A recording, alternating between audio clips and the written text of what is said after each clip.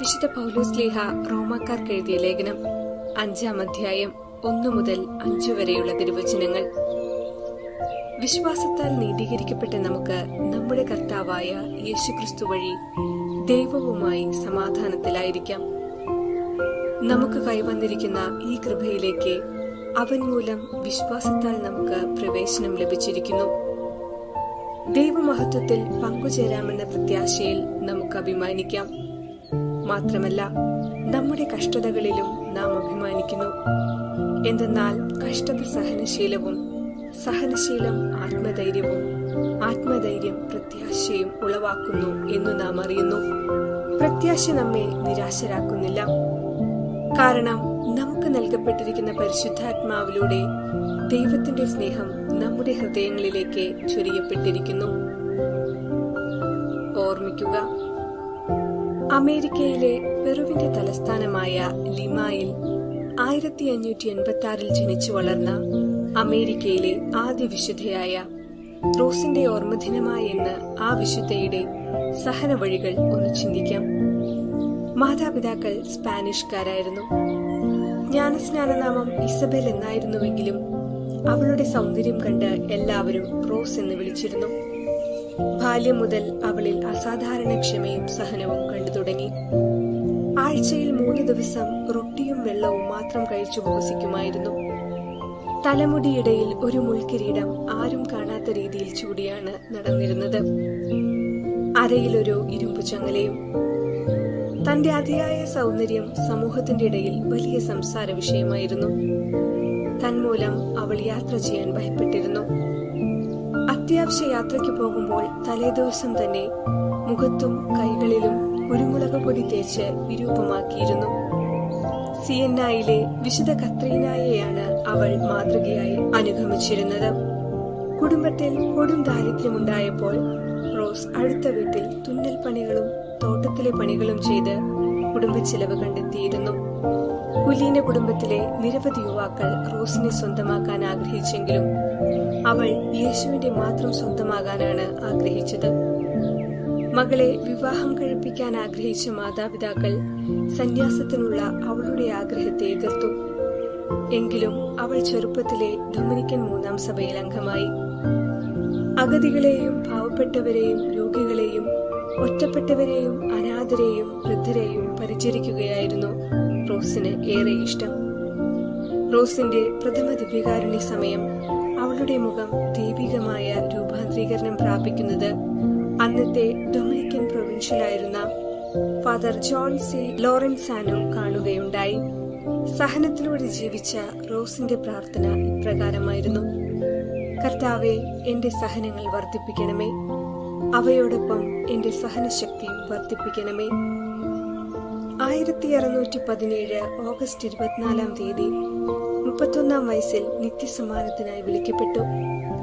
1671 10-ാം ക്ലെമൻ മാർപ്പാപ്പ റോസിനെ വിശുദ്ധ പദവിയിലേക്ക് ഉയർത്തി. മരണശേഷം മരിച്ചവരെ ഉയർപ്പിച്ചതുൾപ്പെടെ ധാരാളം അത്ഭുതങ്ങൾ ഈ വിശുദ്ധയുടെ നാമത്തിൽ നടന്നുകൊണ്ടിരിക്കുന്നു. ധാരാളം കുഷ്ഠരോഗികളെ സുഖപ്പെടുത്തി. പ്രസവ സംബന്ധമായ ക്ലേശങ്ങളിൽ നിന്ന് അനേകം സ്ത്രീകളെ സംരക്ഷിച്ചു. നമുക്കും ഈ വിശുദ്ധയുടെ സഹനവഴികൾ മനസ്സിലാക്കി ജീവിച്ച് വിശുദ്ധി പ്രാപിക്കുവാൻ വേണ്ട കൃപ എല്ലാവർക്കും ഉണ്ടാകട്ടെ എന്ന് പ്രാർത്ഥിക്കാം.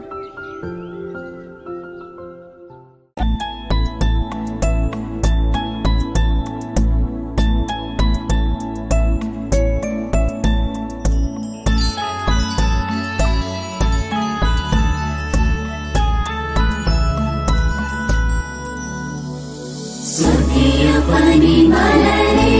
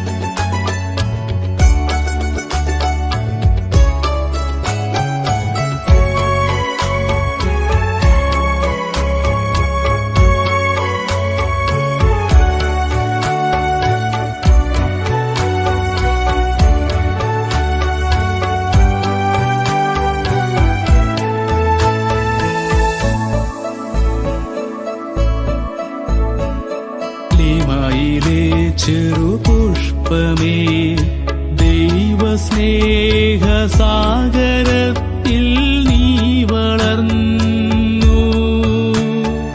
സ്നേഹവും ത്യാഗവും അലിഞ്ഞു ചേർന്നൊരാ ജീവിതം, ഈശോയ്ക്കു വേണ്ടി മാത്രമായൊരാ ജീവിതം. സ്വർഗീയ പനിമലരേ, റോസാ പുണ്യവതേ, സ്വർഗീയ പനിമലരേ, റോസാ പുണ്യവതേ.